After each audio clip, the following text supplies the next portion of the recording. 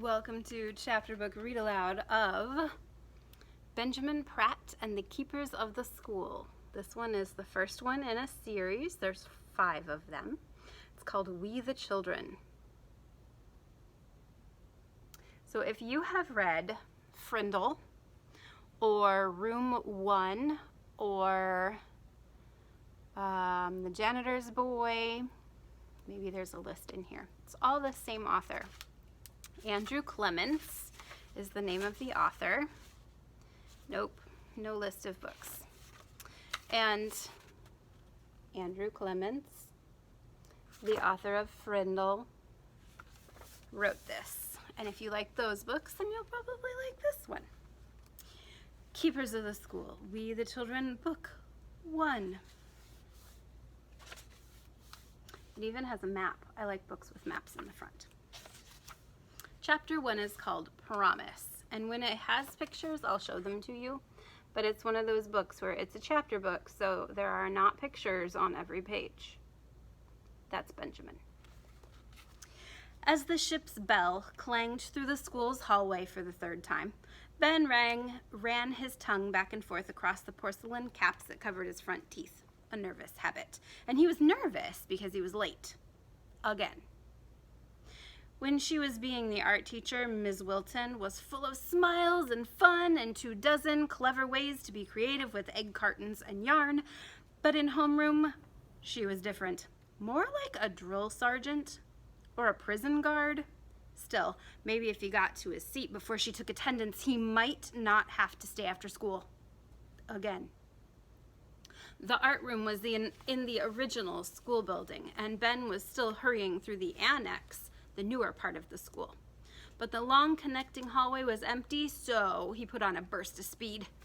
He banged through the double doors at a dead run, slowed a little for the last corner, then sprinted for the art room. Halfway there, he stopped in his tracks. "Mr. Keene, are you okay?" It was a stupid question. The janitor was dragging his left leg as he used the handle of a big dust mop like a crutch, trying to get himself through the doorway into his workroom. His face was pale, twisted with pain. "Help me sit down," he said. His breathing was ragged, his voice raspy. Ben gulped.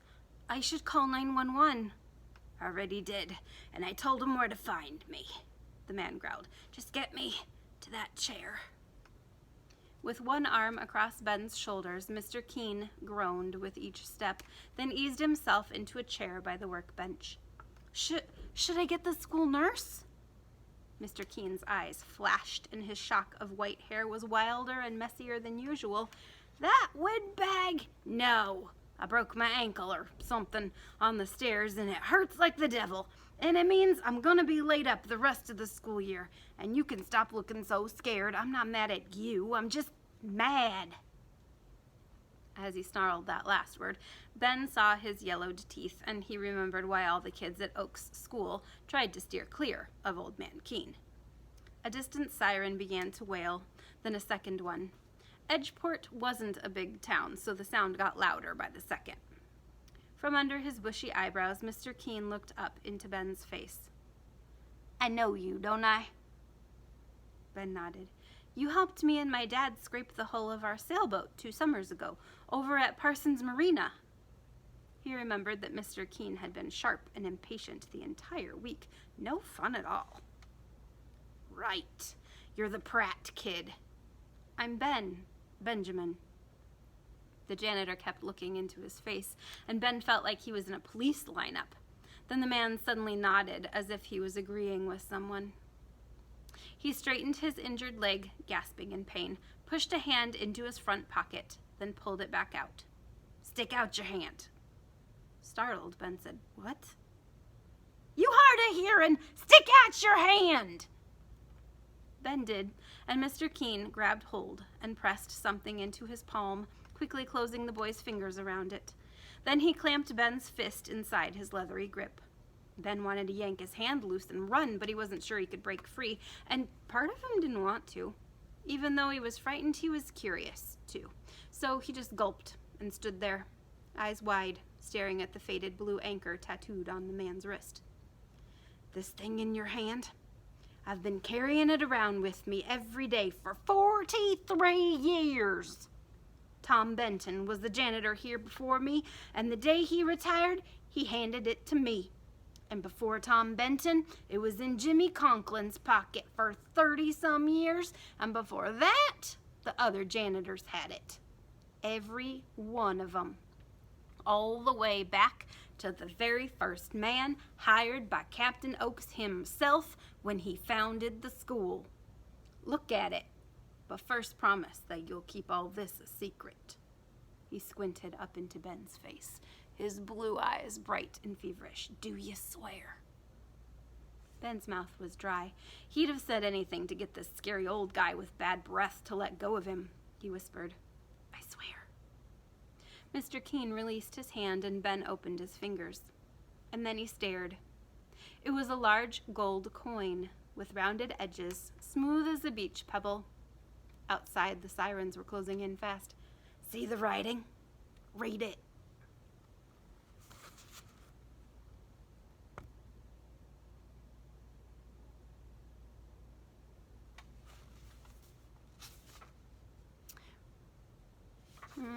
Does it tell us?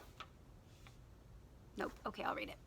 "First and always, my school belongs to the children. Defend it. Duncan Oakes, 1783. With shaky hands, Ben held the coin up to catch the light.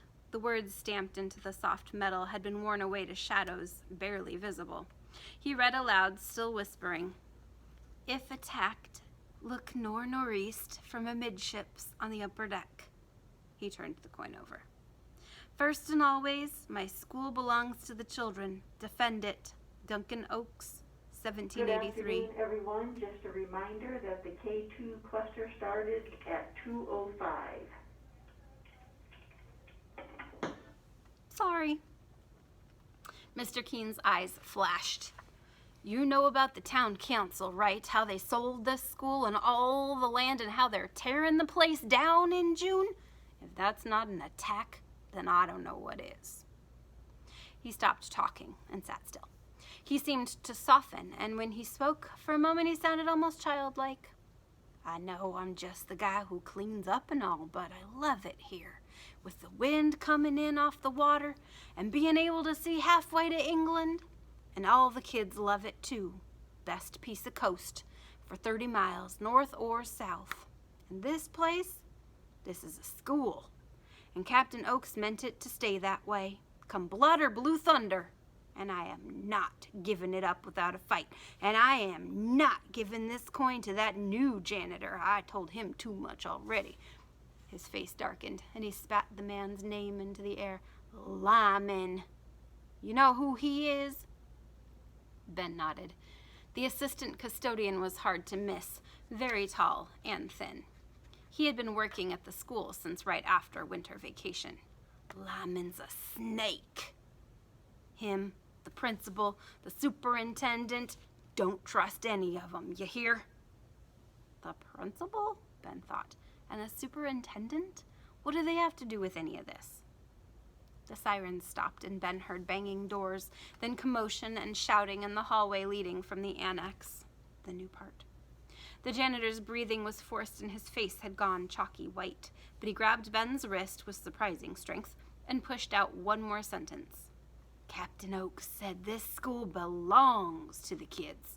So that coin is yours now, and the fight is yours too. Yours!" The hairs on Ben's neck stood up. "Fight? What fight? This is crazy." Two paramedics burst into the room, a woman and a man, both wearing bright green gloves.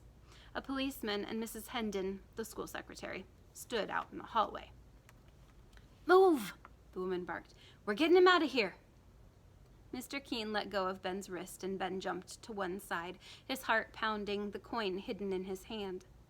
The woman gave the janitor a quick exam, then nodded at her partner and said, "He's good to go. Just watch the left leg." And as they lifted the custodian onto the gurney and strapped him down flat, the old man's eyes never left Ben's face. As they wheeled him out, Mrs. Hendon came into the workroom and said, I'm glad you were here to help him, Ben. Are you all right? Sure, I'm fine. Well, you'd better get along to class now. Ben picked up his backpack and headed toward the art room, and just before he opened the door, both sirens began wailing again. Chapter 2.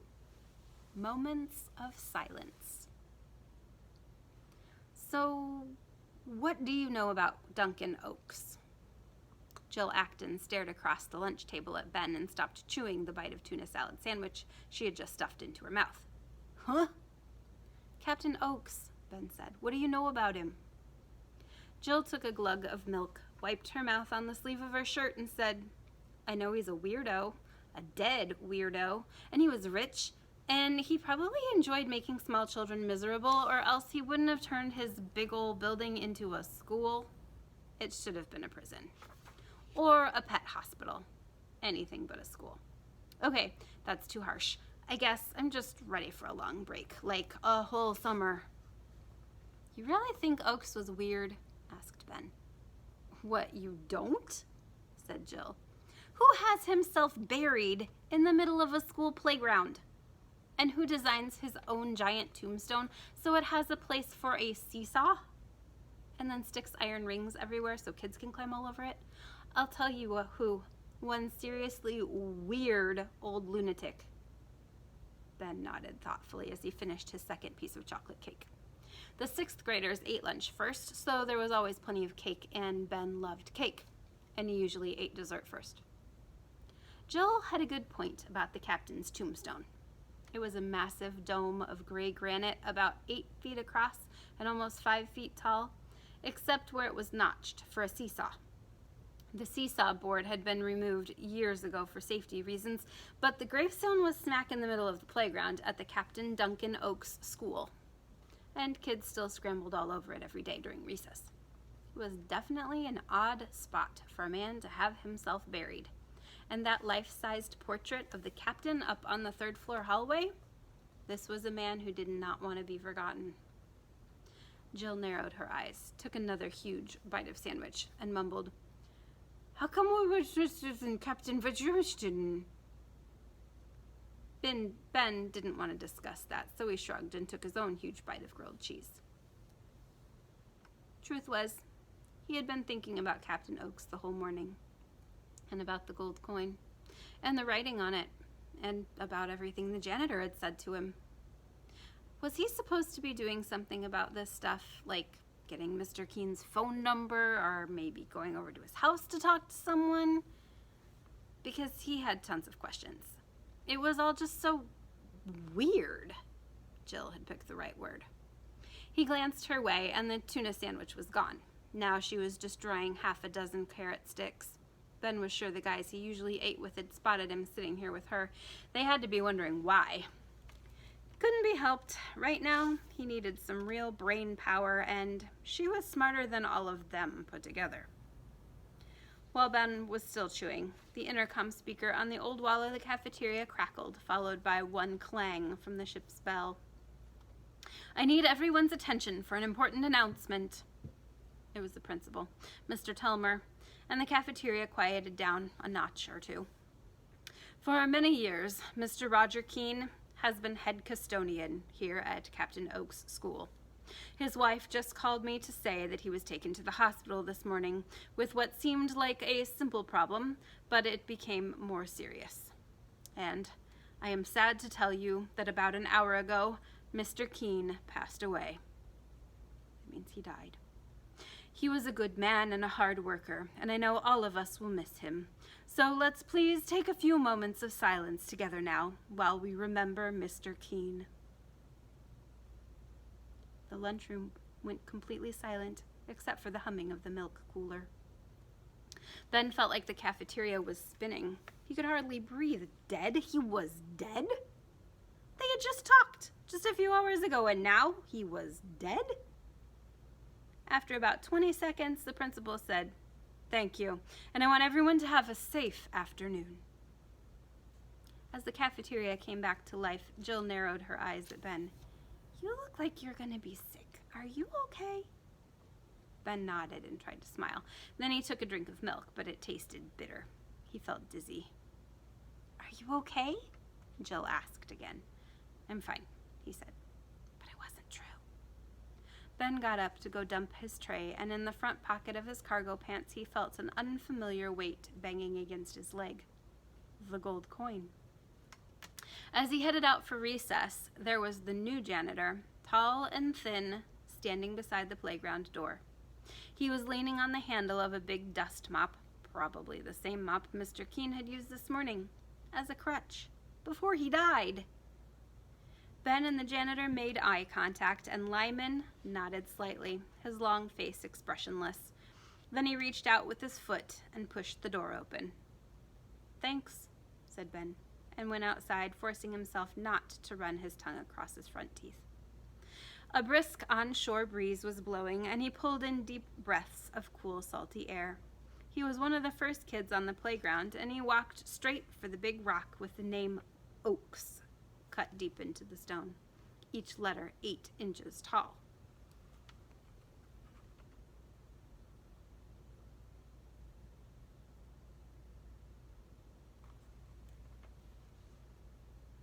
Hold on. Grabbing one of the iron rings, he put the toes of a sneaker into the flat groove made by the bottom of the E, pulled himself up, and clambered to the top. The granite was warm from the May sunshine. Ben looked past the south corner of the old brick building, through the oak and maple and beech trees, across the school's front lawn to the harbor wall, and then his eyes reached all the way out across the blue waves of the bay. A wide-open view like this usually calmed him down, helped him think clearly. Today it wasn't working, and Ben knew why. He'd probably been the last person at school to talk to the old guy before he died. And the man had been so serious about everything and so trusting. And how had Ben responded to him? Fear, plus a little disgust. He'd almost been glad to see the paramedics haul him away. That talk with the janitor hadn't been some ordinary little chat. Ben had looked into the man's eyes while he swore to keep a secret. Then he had accepted a token, a gold coin, from a dead man. And on that coin there was a direct command from Captain Oaks, another dead man. Then there had been talk of the attack on the school and talk about fighting to defend the place. He could still feel Mr. Keene's grip on his wrist. During the past 11.5 years, nothing had prepared Ben for something like this. So he tapped his tongue against his capped front teeth and kept looking out to sea. He heard someone climbing the rock from behind, and a few seconds later, Jill sat beside him. She was quiet for a minute, then Miss said, Nice, please dial 2300. "Sorry, guys. Is this about your parents?" Ben shook his head. "Nope. No way did he want to think about that. Not today."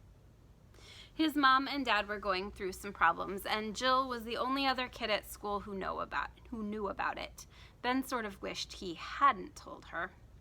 He understood that she wanted to help, but if he even ever got the least bit quiet or thoughtful, she always assumed he was worried about his parents' separation. And he was worried about it, but not constantly. "So, what's bugging you?" she said. "Is this about Old Man Keene? I mean, I'm sorry when anybody kicks the bucket. It's a lousy thing. Bad stuff happens all the time. So, why stress out about it?" "That's what I say." Ben had to smile a little at the way she put it. "Yeah, I guess that makes sense." After a few seconds, Jill said, "So, this must be something else then." "I know. You're all scared about the big social studies test this afternoon, right?" That made them both laugh because Ben was a total brain in that class. He jumped down off the gravestone and looked up at her. "Listen, I'm fine, really. But thanks for asking. And now I'm going to the library to review some more for that big test because I'm so scared about it. Later." Walking away, Ben felt a little better, and he was glad Jill had come looking for him. But he needed more time alone. He had a lot to think about. That is the end of chapter 2. We are going to stop here. Chapter 3 is called Attack. But wait. Here's what I want you to do. Here's your assignment. For Keepers of the School, you're going to tell me who the characters are. So you can make a video and tell me who they are, or you can write it in a little note to me. Tell me who the characters are and tell me what you think will happen next. What does attack mean?